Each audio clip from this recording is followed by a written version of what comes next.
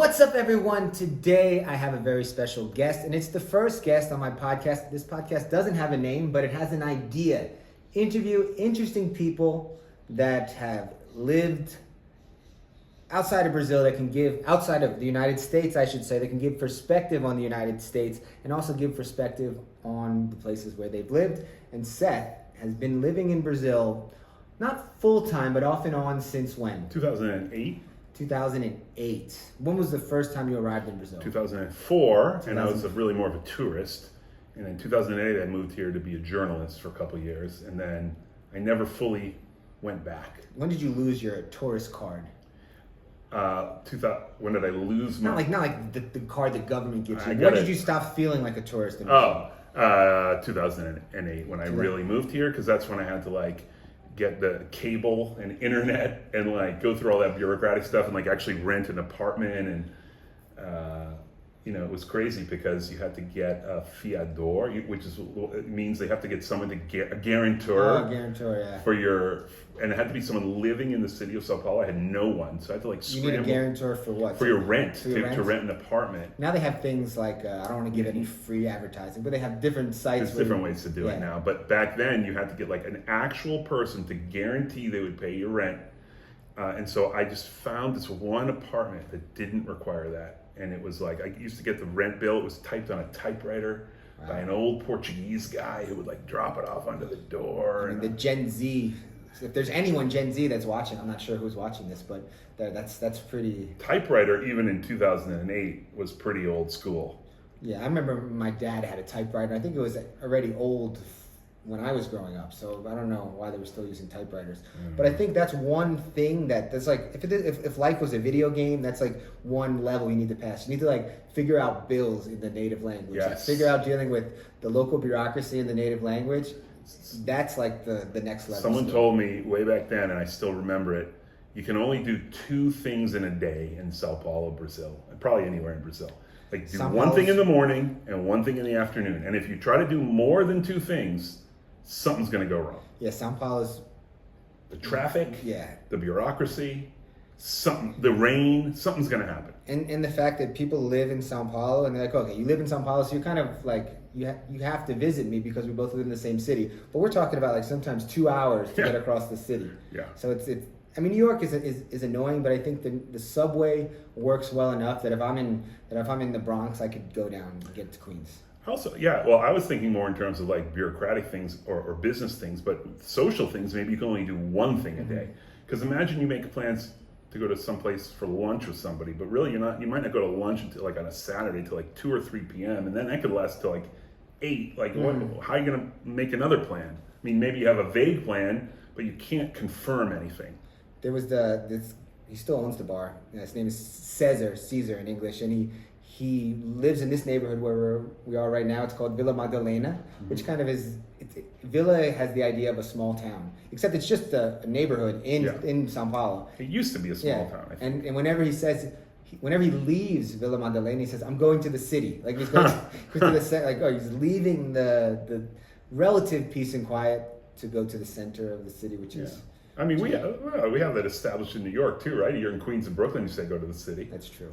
Yeah, it's true. It's a fair point. I don't know what you say in New Jersey. In New Jersey. In New Jersey, the city is only Manhattan. You don't say that. Yeah. I mean, we don't even consider Queens the city. I'm sorry to tell you. I don't disagree with that. Well, let's go back. Let's go back to your kind of origin story. How did you get into Latin culture in Brazil specifically? I mean, you live in Jackson Heights, Queens. So did that have something to do with it? Yeah. Is Jackson Heights where you live? Yeah, Jackson Heights, and I used to live in Washington Heights, which is... When you get to be as elderly as I am, you have to go back a long way, so... We're already at 2004, you're getting to Brazil. No, we have to go back to 1992, Tim, where you were in, at best, kindergarten. 1992, yeah, probably kindergarten. And I came out of college... And I didn't know anything about Latin America, but I ended up with a teaching job in the Bronx with 3rd graders who are all either immigrants themselves or children of Latin American immigrants. So I was thrown into this atmosphere, which was great. Did you speak Spanish? I spoke pretty bad Spanish, but I learned very fast. I like languages, so I just sort of took it. Do you speak any? Were you monolingual at the time? No. I had studied French throughout college, and I had actually done a semester in France, and I had taken like 2 years of Spanish in high school. Okay, let's get back to early '90s. Yes. Bronx. So We're so back in the I Bronx. went to the Bronx, and I've always been into languages, and I already spoke some Spanish, and it was a bilingual school, and I just learned Spanish, and I basically hanging out with 8-year-olds and their parents. And How then, long was that process? So that was for language learners. well, I knew in advance. I was really so I already had this base, and I also had another Romance language, right? So I had French. French and Spanish have a very similar structure. So I probably did it faster than most people could possibly do it. But I would say within a year for sure, I was speaking quite well. But I also took it very, like what I always tell people about learning languages is, it's not magic. You have to work an hour. If you don't do an hour a day, or like at least an hour a day, 5 days a week, you're not going to get anywhere. I think of it like almost like exercise. Like now you're counting calories. You almost have to have some kind of metric there. Like how many phrases did I learn today? How many hours of reading or Well, one of the listening? things that is even much easier to do today than it was back then was I used to listen to, New York had Spanish radio. It still does. Yeah. Now you could just listen La Mega se pega. La Mega, 97.9. And I used to listen to La Mega every day in the morning, and I was tired and just kind of seeped into my head. I also, for 1 year, didn't read any books in English. This was kind of before the internet, so we actually read books. Like that was pretty good Well, entertainment. you're also an author. I am also an author, but I don't read as many books as I did in the 90s. And so I read lots. I remember reading a Tom Clancy novel in Spanish. Wow. So I was pretty into it. Like I was, and then I had to go to work in a bilingual environment. So it was much easier. But in general, like you got to do an hour or two a day most days, or you're not going to get very far. I don't think, unless you're some sort of a genius. Fast forwarding, I ended up like 5 or 6 years later becoming a journalist, and really immediately jumped into writing for the local coverage of the New York Times because of my Spanish and my, by that point, quite intimate knowledge of the Bronx. And so I wrote a lot of stories from the Bronx. That this was also in an era where now they're much more conscientious about like hiring Latino reporters. They tried back then, but it wasn't as conservative an effort. Geraldo Rivera. and I really knew I knew a lot of stuff back then. So I wrote a lot of stuff. That's how my journalism career got started. So that's how I got into it. And then just like 5 years after that, someone just said to me, like, you should learn Portuguese too, because you got French. Who was that one who presented you with the Holy Grail? That was my friend Zach, who you know. Is that Inamigo? Inamigo Gringo from my YouTube channel, yeah. And he had studied Spanish and Portuguese, I think, in college or grad school. And he's like, you do French and Spanish? Portuguese is like a piece of cake. Papaya with sugar, as the Brazilians would say. Ever heard that one? Mamão com açúcar. Yeah. That's like piece of cake. And that's it. I mean, that's basically the story. And then I got a job down here 5 years after that. And then I got a job back in New York, so I went back, but I kept spending 2 or 3 months a year here, pretty much every year, and then it got to be more and more and more, and now it's more like 2 or 3 months a year in New York. So Brazil 2004, Brazil 2024. What are a few things? Just I'll give you by far the biggest difference is the value of the dollar. I mean, that's Brazil back then was an expensive place for someone with dollars or euros. Okay. And it's flipped now. So back then, all of these I mean, it's an advantage in some ways and a disadvantage in some ways, right? Because back then, Brazilians were like flooding into New York and like spending all this money. And now we have, I mean, that's great for New York because it's great for the local tourism economy, and it's great for Orlando, and it's great for Europe. Now there's much fewer because the currency. So, but for us now, life is a little easier. I don't like to say it too loudly, but life is easier here. Beside that, I mean, it was, politically it was different. You hadn't had this, even the United States and Brazil were more in a traditional left versus right. There was no Trump or Bolsonaro on the scene. I don't know. Let's see, what else was different? I don't think it's really all that different. I didn't hear as much sertanejo music as I do now. There probably wasn't social media to that. Oh yeah, and of course there was no social And media. Brazilians are intense on social. I think There was Orkut. which was not very big in the United States. No, Orkut was huge. In fact, one of my first stories from Brazil, I bet it's, if you looked it up in the New York Times, if you put in Seth Orkut, as they said in English, you would find a story from like 2006, because I came down here before I even lived here, and I was like, what is going on with Orkut, with Orkut? And we had, at that time, Facebook wasn't even really, Facebook was like in colleges, but it wasn't like, what did we even have? Facebook's like 2005. Friendster or something like that? Friendster was, I never had Friendster. You were younger. I had MySpace for the Facebook, I don't think I really got on it until like 2007. I don't even know what there was before for Facebook, but they had it here first. They had Orkut, and it was a mania, an Orkut mania. So I did write about it. So there was social media, but it was in its infancy. And different like musical genres. Did you remember any kind of musical genre? Well, I was super into forró and forró universitario here. Mm-hmm. So, but I don't know if that's just what I was into. I think they had like a well, this is an interesting concept. They have like these traditional styles of music, and then they have a kind of a stripped down, modernized version. They call it universitario, which is just basically college kid music. That's true. And like, I guess forró's traditionally from the Northeast. Yeah. And they had one big band, Fala Mansa. And they're like this university. I think they're actually from Sao Paulo. Yeah, I think that's right. So yeah, there's kind of this dynamic. You know what I'd compare it to? I'd compare it to Creedence in the U.S., kind of doing a country music kind of thing. CCR? CCR. They never. They're from Berkeley, California. That was pretty good. That was like a big letdown when I found out that they'd never been to Louisiana before they wrote "Born in the Bayou." I was like, these guys are awesome. And then after I heard that, I'm like, it's still a good song. Essentially the forró universitario of the United States in the 1970s. Except that Sao Paulo really does have a strong Northeast culture because there's so many. That's where all the, like, you know how we had in the United States, we had the Great Migration. South, They had the reverse direction, and it was people from the Northeast coming to Sao Paulo and Rio. Right. So a lot of they call it the periphery, or like the periphery would meaning, I guess, the outskirts of towns. It's the same with how Chicago got its massive black population back. I don't even know if it was at the same time, but no, earlier. It was the 20s, and then a little bit during World War II because of the. But I think, to be honest, the biggest difference for us is the currency. Mm-hmm. It was a very expensive. I remember being here in 2008 and reading that if you worked in New York for a company and you got transferred to Sao Paulo, they gave you a pay increase. Really? Wow. To make up for the cost of living. That is crazy. That's insane to think of today. Yeah, I remember just when I was learning Portuguese, 2011, there was a ton of Brazilians in New York, and they were spending money like at the same level as people with good jobs in the United States.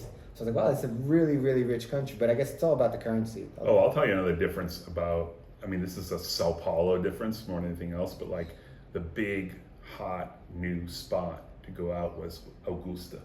Okay. So it was, they had really just turned from basically a prostitution, not entirely, but to being like the cool, it was like Brooklyn-y kind of Williamsburg-y kind of stuff. It was gentrifying at the time. It was but gentrifying. Now it's gone the other way, I think. Right. But it was very LGBT, which was called, what was it called back then? You know? Or is this before your time? I don't know. GLS. What's GLS? GLS. Oh, gays, lesbians, and sympathizants. But you know that was named after, I think there's some sort of American, like Chevy or something, that's the GLS. Okay. Oldsmobile, I don't know what it is. Anyway, they took that abbreviation.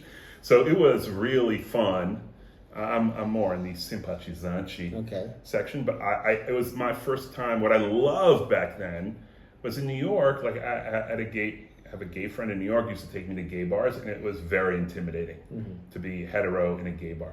Not in Sao Paulo. I mean, it was a real mix. It still is to this day. You can do that. But there was a real sense of like everybody is welcome across the board. I really had a good time in Augusta back in those days. And I remember I wrote about it in the New York Times. And maybe I'll leave some links if you want to go on a time capsule. But it was great back then because I remember it's pretty rare for someone a foreign journalist to write about something that hasn't been widely covered in the press here already.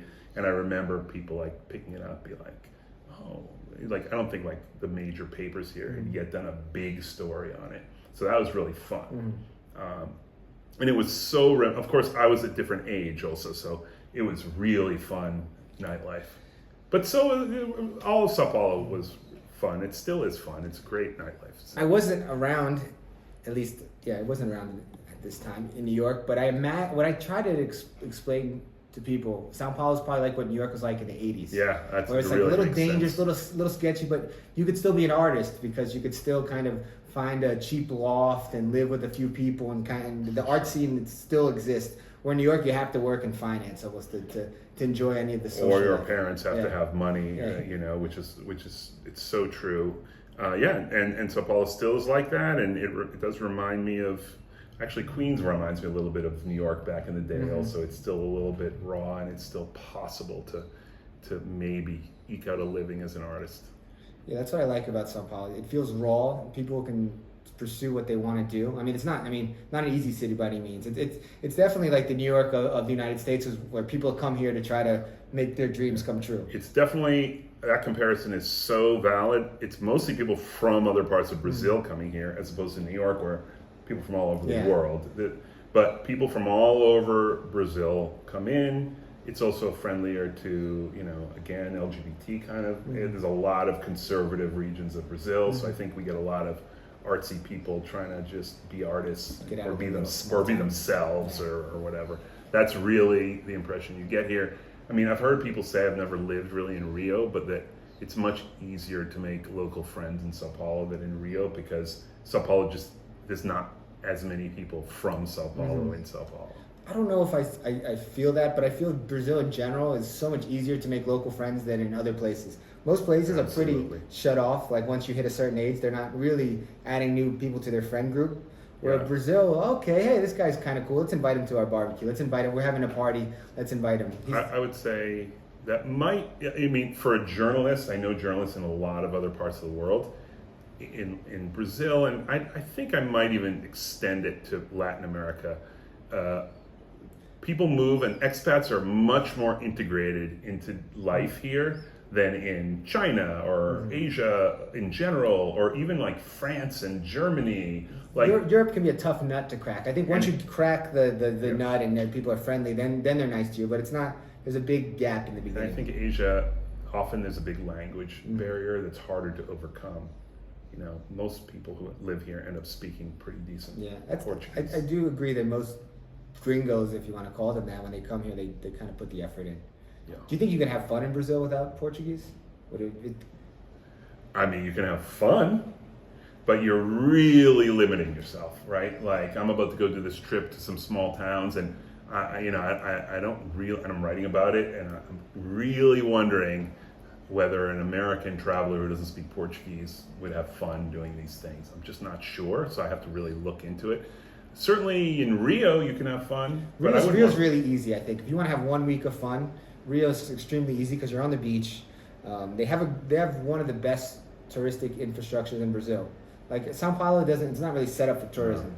They do get a lot of tourism, but it's mostly internal tourism from the rest of Brazil. I would say that if you're gonna, there's two really kinds of traveling, right? There's traveling where you do speak the language and traveling where you don't, or traveling where people speak English. And it's possible to have a really fun, I've gone on trips to like Turkey and Korea where people's English wasn't so great, and you just had to get along. I think Brazil is a great, if you compare those places and you go to a place where not that many people speak English, the Brazilians still will put in a huge effort with you, right? And they'll find you someone that speaks English, and you will have fun. But I think to visit, not to live here. Living here, you gotta learn. I use the comparisons like watching black and white TV versus watching HD TV. Yeah, that's right. I mean, black and white TV can be fun. I remember thinking on certain trips, like I went to China for a couple weeks, and I was like, this is really hard. Did you have any idea what was going on? I didn't, but there was Google Translate. It was still good Google Translate, so you could kind of figure stuff out. But it was a great, fun challenge to try to communicate with people. Not everyone likes that challenge. But not everybody likes that challenge, and it can be a little scary. It can be a little scary. One thing about China is there's no crime really, at least against tourists. So you don't have to be like, oh my God, what if I get lost in the wrong street? You're not going to get mugged in China, which you might very well get mugged here.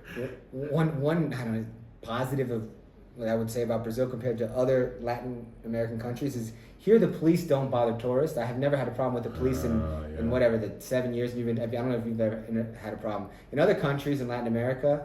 I've been picked out by the police just because I'm a tourist, and they'll start trying to ask some questions, see if they can maybe see you doing something wrong or even make up something. I think in general, being a foreigner in Brazil, I mean, it's probably not right for Brazilians to do this, but we really get special treatment. My example is as you know, I got bit by a dog, and I had to get a tetanus shot. It was my girlfriend's dog, which has sort of become my dog. So we knew it didn't have rabies and had been vaccinated, but I had to get a tetanus shot, and there's a public healthcare system, of course, in Brazil, SUS, and people complain about it, and some people love it, some people complain. It's certainly imperfect, but I went, and it was like a celebrity there because I was a foreigner.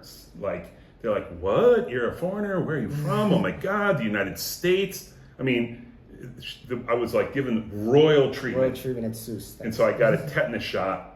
And I mean, I didn't get to skip anyone in line or anything, but they weren't going to like dismiss me and be like, treat me badly. I got everyone's like, hey, okay, see you later, come back. I'm like, there's no way that an average Brazilian gets this treatment. Yeah, I mean, the reason, I think you've actually made, you wrote a book about tourism, and you have a rule about like the relationship between how well people treat you and how many foreign tourists the place gets? Yes, this is my principal theory actually. And when you're in SUS, then you're even like further because you're not getting too many foreigners in SUS. The fewer foreigners that are around, the better foreigners are treated because people are totally fascinated by them, right? Like my ultimate example is like if you go to Peru and like Cusco, and then which is where all the tourists go and see like Machu Picchu from there and stuff. Like, nobody in Cusco is ever going to be like, whoa, a foreigner! Or Paris. Yeah. Like, by the Eiffel Tower, like, the Parisians don't go by and be like, oh my God, it's so cool, you're a foreigner. If you go to a place, which can even be within a city, like I remember being in Rome, and I just like, today I'm going to go to some random neighborhood. Rome has more tourists, it's a lot. It's packed. So I went to this one, I found like some weird little tourist attraction that was sort of far out in the north, I think, and I went there, and suddenly I'm like going into restaurants and like, whoa, foreigner, that's so cool. Yeah, it's a nice experience to kind of, I don't know if it's selfish, but like I just want to get that one authentic moment every once in a while where I don't feel like I'm getting, even though I know I'm a tourist and I know I'm not better than the other tourists that are there, I just want that one interaction where I'm getting kind of special treatment. You can make your own choices, right? I mean, I think a big mistake tourists make is they go to the top 10 attractions, and you got to choose maybe 3 of those attractions you really got to go to. Like I don't think you can go to Paris and not like go to the Louvre or something like that, but you don't need to go to the Eiffel Tower. So you got to choose. How many times have you been to the Empire State Building? Only for work, no, I think I used to take my students there or something when as a kid you go with your teacher on a field trip. But you're also a Bostonian. I think I've taken friends that have been in town up there, but I hate it. And the Statue of Liberty, I mean, I want to shoot myself when I have to go there. Someone wanted to go there. Oh, it's my girlfriend. She wanted to go, and I was like, definitely gonna go because I know she's gonna watch. Hi, Danny. But then you do the alternative. Like I like Ellis Island, which is Island's nice. Which is a museum, immigration museum that you take the same boat, so it's all tolerable, But yeah, people go too much to the big tourist attractions, that's for sure. Okay, so you talked a lot about life in Sao Paulo. You talked a little bit about Rio, but Brazil is so big. There's one story that you've told me. This is actually how you learned Portuguese. Yeah. That wasn't in Rio or Sao Paulo. No. Where was that? Well, it started off in the Bronx in New York. I had been taking Portuguese classes, and I was planning my first trip to Brazil. I was reading a guidebook. Back in the day, people used to get guidebooks I to still plan read them their once trip. in a while. And I was just like at lunch, and some guy comes over, and he turned out to be Belgian. He's like, what? Are you going to Brazil? And I'm like, yeah, I'm learning Portuguese. He's like, oh, I have a good idea for you. I love Brazil. I've been there. I did this thing once. It really helped my Portuguese. You got to fly to Bogota, Colombia, catch a small plane to Leticia on the Brazilian border, walk into Brazil. Tabatinga is the name of the city. And you get a boat for 4 days and 4 nights. 4 days. I thought it was like a 24-hour thing. This was a 4-day, 4-night boat ride. And this is like you have your own room or you have no, air condition? You buy a hammock, you string up the You hammock. have to buy the on hammock? deck. Oh, you have to buy the hammock.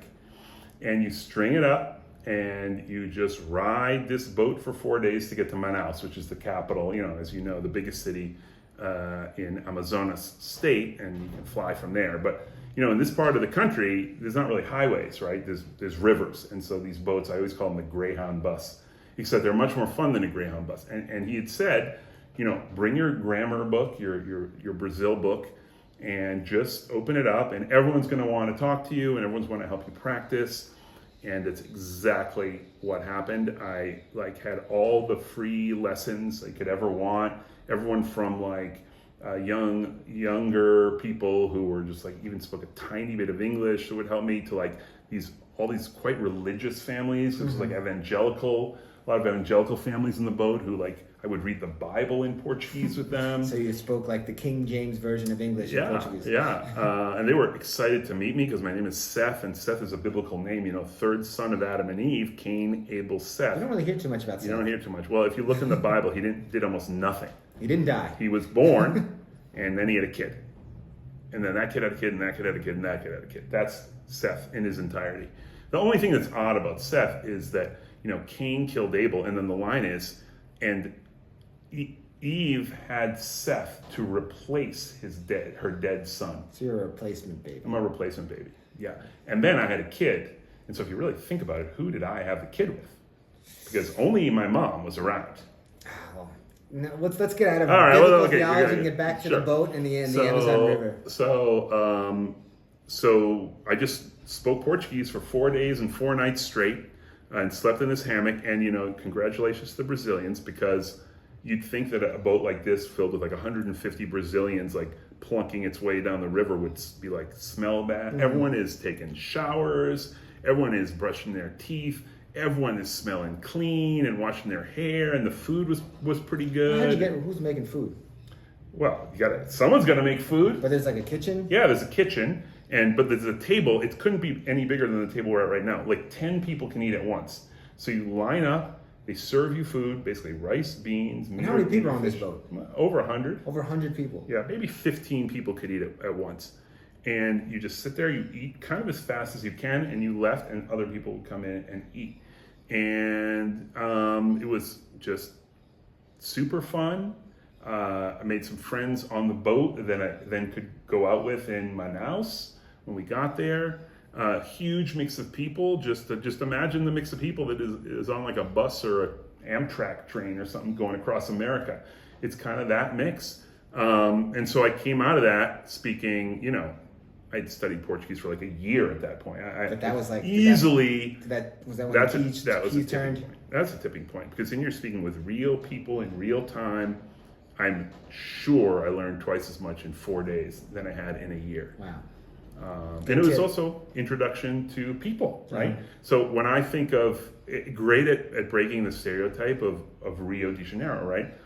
The first Brazilians en masse that I met were basically working class people in the Amazon, going from one city to another for either a new job, or there were people who were going to visit, a relative, and you take 4 days to visit a relative, stay for a week or two, and then 4 days back. It's just how they did it.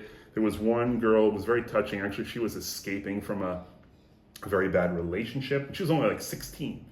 She was just leaving town. So it was a super great introduction. And it's just, again, it's you gotta go places where there's not that many tourists. And the mosquitoes. Well, yeah, everyone asks about mosquitoes, but there are no mosquitoes as long as the ship is moving. And the ship is always moving, except when it docks for an hour. And that's usually during the day anyway, and you get off the boat. So the only time I've been on these, I love these boats now. I've been on like 6 different rides. One time the boat broke down, and we had to sort of anchor it in the next town, and everyone's like, "Is the boat going to be fixed or whatever?" And then the mosquitoes just attacked, and then we just all left, and we were luckily in a town that was connected by roads to our final. We'd almost gotten to our final destination, so we're back in the part of the Amazon that had some roads between towns, and we all just sort of hired like shared taxis. It was, it's not for everybody this kind of experience, but it's not nearly as uncomfortable as you might think it would be. And you have a story for the rest of your life. Yeah. And Portuguese. Yeah. Thank you so much, Seth. You are always a pleasure to have on the podcast. We usually do this in Portuguese. It's interesting to do it in English, but love your stories, and definitely have you back again. Hopefully people watch it, and I'll see you next time. Thank you very much, and thank you.